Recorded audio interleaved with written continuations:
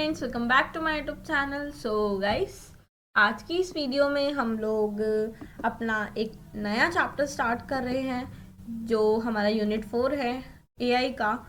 उसका नाम है एंटरप्रेन्योरल स्किल्स। देखो, इस चैप्टर में मेनली क्या है, इस चैप्टर में हमारे को अलग अलग, जैसे हम हर चैप्टर में सीजन्स को देखते हैं, वो है सबसे पहले आपको ये पता होना चाहिए एंटरप्रेन्योर होता कौन है। एंटरप्रेन्योर एक ऐसा पर्सन होता है जो इनोवेशन करता है, मतलब नए नए आइडिया को इनोवेट करता है, या फिर वो हमारी सोसाइटी में गुड्स और सर्विसेज को ट्रांसपोर्ट कर कह सकते हैं, वरना ऐसा पर्सन जो बाइंग और selling of goods and services करता है वो होता है। ठीक है, अब यहाँ पर हमको दे रखा है कि एंटरप्रेन्योरशिप एंड सोसाइटी, इन दोनों का रिलेशनशिप क्या है। जो हमारा एंटरप्रेन्योर है वो क्या करता है, वो रन करता है बिजनेस को in market. The market has people who buy products and services and people who sell them also. हमारे पास हर तरीके के लोग हैं जो मार्केट में कोई प्रोडक्ट को खरीदना चाहते हैं या फिर उन्हें सेल करना चाहते हैं। ठीक है, हमारे पास हर तरीके के प्रोडक्ट है, इसलिए यहाँ बोला गया है। और यहाँ पर एक चीज़ और बोली गई है कि जो पीपल है वो लोग उस चीज़ को सेल भी करते हैं, also sell. When people are buying and selling for each other, जब लोग एक दूसरे के लिए बाइंग और सेलिंग करते हैं तो क्या होता है, ये हेल्पफुल होता है सबके लिए। और यहाँ पर हर एक पर्सन इन्वॉल्व होता है मनी को बनाने में। इट मीन्स दैट कि हर एक पर्सन जो है वो हेल्प करता है पैसे को कमाने के लिए, क्योंकि जब वो एक्सचेंज ऑफ गुड्स और सर्विसेज करेगा तो वो मनी देगा एक दूसरे को, तो ये हेल्प करता है हमारे को आगे चीज़ें करने में। ठीक है, देन यहाँ पे क्या है, अब यहाँ पर हमारा क्वेश्चन आता है कि एक एंटरप्रेन्योर हेल्प कैसे कर सकता है किसी भी एरिया और सोसाइटी को ग्रो करने में। ठीक है, तो अब हम ये देखते हैं। तो अब हम इसे देखते हैं। तो अब हमारा सबसे पहले क्या आता है, अब हमारा ये आता है कि देखो, सबसे पहले क्वेश्चन क्या उठता है कि What do entrepreneurs do when they run their business?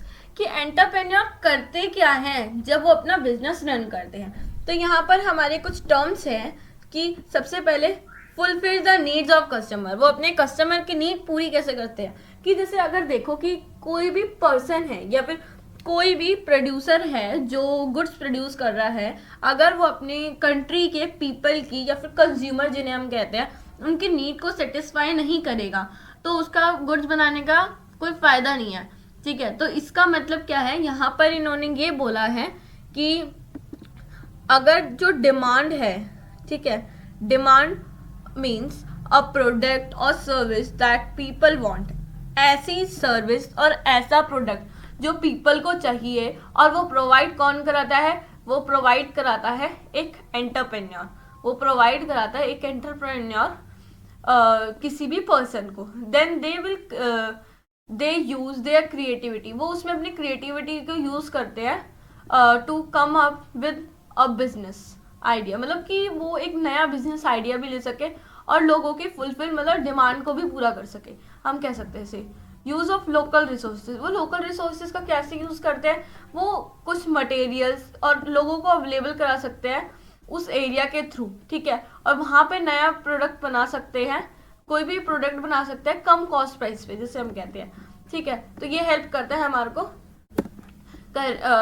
काम करने में, किसी भी रूरल एरिया में कह सकते हैं। देन हेल्प सोसाइटी, अब वो सोसाइटी की हेल्प कैसे करता है, अगर हम देखें कोई भी एक एंटरप्रेन्योर जो है वो हेल्प करता है, देखो उसका रिलेशनशिप किसी भी सोसाइटी के साथ कैसा होता है, पॉजिटिव रिलेशनशिप होता है विद सोसाइटी के साथ। और ये क्या करता है, हेल्प करता है प्रॉफिट को कमाने में थ्रू अलग अलग एक्टिविटीज जो बेनिफिट होती है हमारी सोसाइटी के लिए। कुछ एंटरप्राइज जो होते हैं वो काम करते हैं अपने इन्वायरमेंट को बचाने के लिए, जैसे कि मान के चलो कि कोई कंपनीज है कि वो प्लांट्स को लगाती है। ठीक है, तो क्या करता है, वो हेल्प करता है। और अगर हम दूसरे मोटिव से देखें, हर एक कंपनी या फिर हर एक बिजनेस का ये हम कह सकते हैं कि उसका फर्ज बनता है कि वो अपने इन्वायरमेंट को प्रोटेक्ट करने में हेल्प करे। ठीक है, अपने इन्वायरमेंट को प्रोटेक्ट करने में हेल्प करे और give money to building schools and hospitals. जब आप क्लास 11th में आओगे तो आप ना एक सोशल रिस्पॉन्सिबिलिटी वाला चैप्टर पढ़ोगे इन बिजनेस स्टडी। जो बच्चे कॉमर्स लेंगे ये उनके लिए, उनको अच्छे से समझ आएगा और वो काफ़ी अच्छे तरीके से प्रोडक्टिव बेसिस से समझ सकते हैं। ठीक है, कि सोशल रिस्पॉन्सिबिलिटी टूवर्ड्स जो अलग अलग कंट्री या फिर हमारी इकोनॉमी, इन सब के अकॉर्डिंग कैसे कैसे होती है अराउंड द एरिया। ठीक है, ठीक है, और पीपल्स के लिए, जिससे कि जो हमारा एरिया है वो बेटर बन सके, बिकम्स बेटर। ठीक है, देन यहाँ पर हमको क्या कहा है, यहाँ पर दूसरा दिया है क्रिएट जॉब। अब देखो, एक बिजनेसमैन जो है जब वो लोगों को हेल्प करता है सोसाइटी में, तो वो जॉब भी मतलब वो एम्प्लॉयमेंट भी क्रिएट करेगा। मतलब जॉब क्रिएशन का मतलब एम्प्लॉयमेंट ही हो गया हमारा। With the growing of business entrepreneurs look for more people to help them. आजकल अगर हम देखें कि जैसे हमारे बिजनेस की ग्रोथ होती रहती है, वैसे ही कोई भी एंटरप्रेन्योर को लोगों की मदद चाहिए कि अपने बिजनेस को वो एक्सपेंड कर सके। ठीक है, they can buy more material, वो ज्यादा से ज्यादा मटेरियल को बाय कर सकते हैं। ठीक है, और उससे क्या होगा, ज्यादा से ज्यादा लोगों से वो मटेरियल बाय करेंगे तो वो और अच्छी अच्छी चीजें प्रोडक्ट को बनाएंगे। ठीक है, and also hire more people, उसकी वजह से वो और पीपल को हायर करेंगे जो, क्योंकि उनका काम जो है बढ़ चुका होगा। और इससे क्या होगा कि वो जॉब्स प्रोवाइड करेंगे पीपल को। शेयर ऑफ वेल्थ, ये वेल्थ 2 बार लिखा गया है। Share of wealth, share of wealth का मतलब क्या होता है, having enough money to live a comfortable life.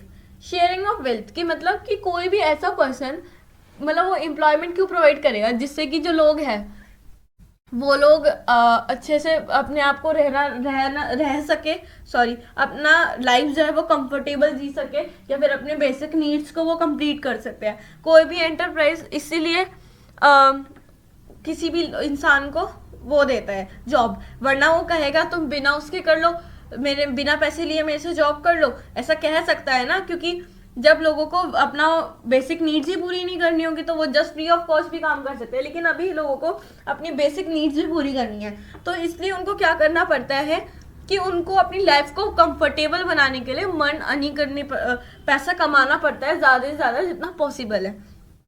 ठीक है, एंटरप्रेन्योर ग्रो देयर बिजनेस। ठीक है, एंटरप्रेन्योर इस तरीके से अपना बिजनेस ग्रो करते हैं। तो अब हम चलते हैं नेक्स्ट स्लाइड पे, कि हमारे नेक्स्ट स्लाइड पे क्या है, लोअर प्राइस ऑफ प्रोडक्शन, कि पैसा लगाता है उसकी लागत कम आती है। मतलब लो प्राइस ऑफ प्रोडक्शन मतलब कि पैसा कम लगता है अगर हम देखो यहाँ पे क्या लिखा है, as more entrepreneur sell the same product the price of product goes down. इसका मतलब ये है, अगर हम ज़्यादा से ज़्यादा प्रोडक्ट को सेल करते हैं, सेम प्रोडक्ट को, तो उसका प्राइस जो है वो गिरता रहेगा। क्यों, देखो एग्जाम्पल से समझते हैं। जब हमने एक मोबाइल फ़ोन बनाया, जिसे आजकल आईफोन 16 प्रो मैक्स का लोग खरीद रहे हैं, कि वो मार्केट में आया तो ज़्यादा से ज़्यादा लोगों ने खरीदा, और जैसे ही वो पुराना होता जाएगा तो उसकी कॉस्ट गिर जाएगी, धीरे धीरे उसकी कॉस्ट गिरती रहेगी। तो क्या होगा कि लोग उसे कम खरीदेंगे, उसको प्रेफर नहीं करेंगे खरीदने के लिए। ठीक है, और यहाँ पर हम कह सकते हैं कि उसकी जो सेलिंग प्राइस, मतलब जो सेल होने का जो सेल करने, जो लोग उसको खरीदते थे वो कम हो जाएंगे, उसको परचेज करने वाले भी कम हो जाएंगे। ठीक है, तो यहाँ पर अब एक स्टोरी है। तो अब हम कंटिन्यू करते हैं अपना यहाँ से। यहाँ पे अभी तक हमने एंटरप्रेन्योर को किस तरीके से अपने सोसाइटी के लिए मतलब हम कह सकते हैं कि अपनी सोसाइटी के लिए हेल्प करनी चाहिए।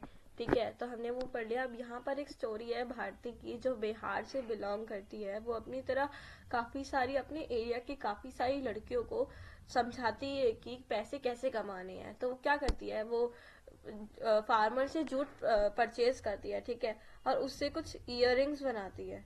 ठीक है, फॉर दैट उसके लिए वो क्या करती है, एक बिजनेस स्टार्ट करना पड़ता है। तो वो अपने उसका बिजनेस का नाम देती है मनवी नेचुरल हैंडीक्राफ्ट्स। तो वो क्या करती है कि वो अपने जैसे अपने विलेज के वुमेन्स को मोटिवेट करती है जो काम नहीं करती काम करने के लिए। तो वो क्या करती है, उसके बाद वहां से 2 लेडीज को हायर करती है।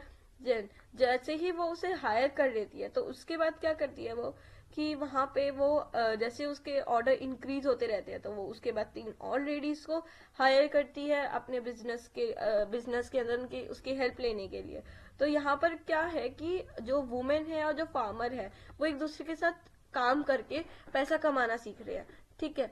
तो यहाँ पर हम समझ सकते हैं कि एक एंटरप्रेन्योर कैसे कितने लोगों को एम्प्लॉयमेंट प्रोवाइड कर रहा है। तो यहाँ पर कुछ क्वालिटेटिव फंक्शन है किसके, एक एंटरप्रेन्योर के, या फिर हम क्वालिटीज और फंक्शन दोनों बोल सकते हैं। कॉन्फिडेंस होना चाहिए, कॉन्फिडेंस कैसे रहेगा, अगर उसको डिसीजन मेकिंग की एबिलिटी है उसके अंदर तो वो कॉन्फिडेंट है, ठीक है। उसको इनोवेशन करनी चाहिए, इसका मतलब कि उसको नए नए आइडियाज को क्रिएट करना चाहिए।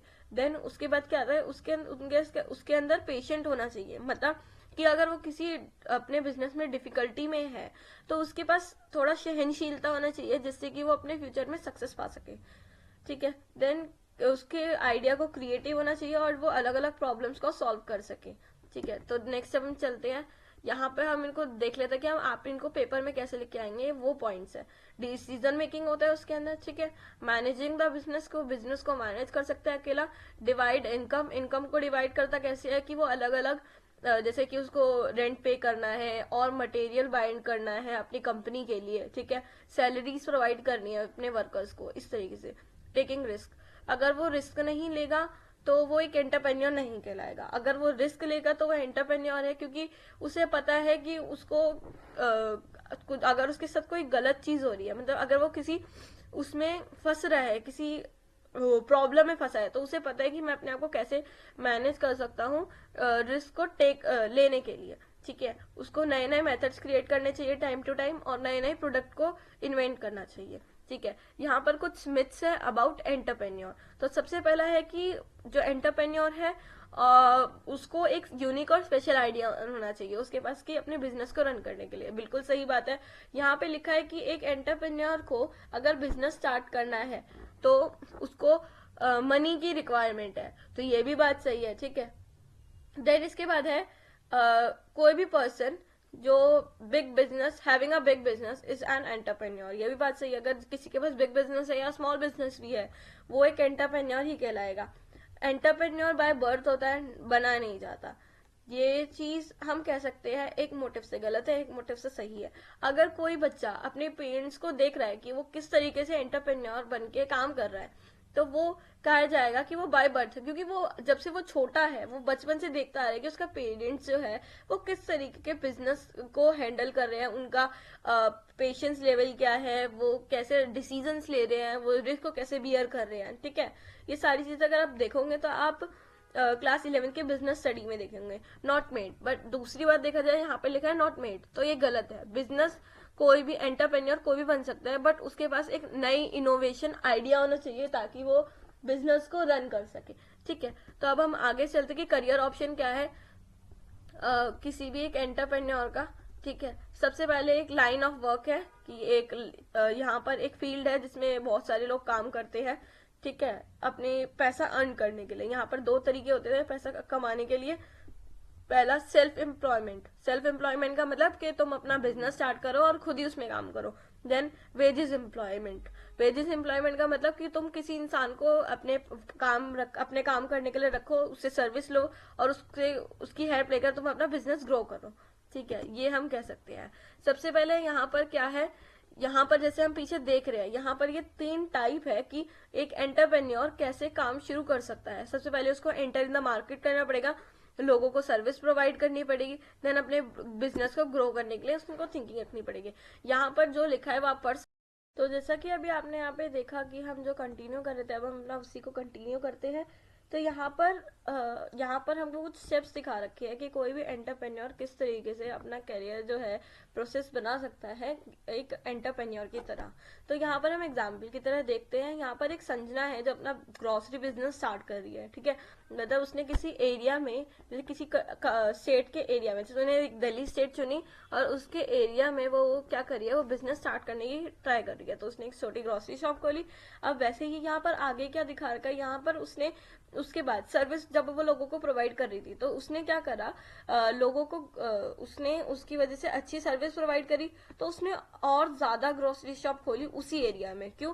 क्योंकि लोगों को उसकी सर्विस प्रोवाइडिंग की तरीका अच्छा था, ठीक है। मतलब वो कस्टमर्स को मैनेज जो है वो बहुत अच्छे से कर रही थी, ठीक है।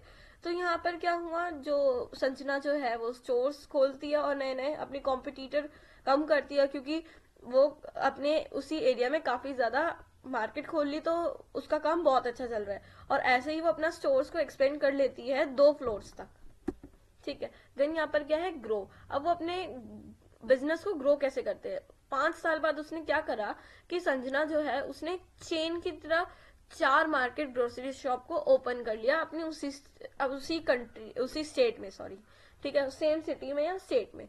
देन नेक्स्ट 2 साल बाद उसने प्लान बनाया कि उसको अपनी जो शॉप है उसको एक्सपेंड करना चाहिए अदर अदर सिटीज के साथ।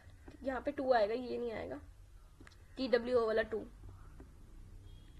ठीक है। फिर उसने प्लान बनाया कि मैं और 2 कंट्री और 2 सिटीज में, मतलब जैसे उसने अभी दिल्ली में खोल रखी है, दिल्ली के बाद वो सोच रही है कि वो पंजाब में खोल लेगी, हरियाणा में खोल लेगी अपनी अलग अलग शॉप्स, ठीक है। तो आज की इस वीडियो में इतना ही। Thank you.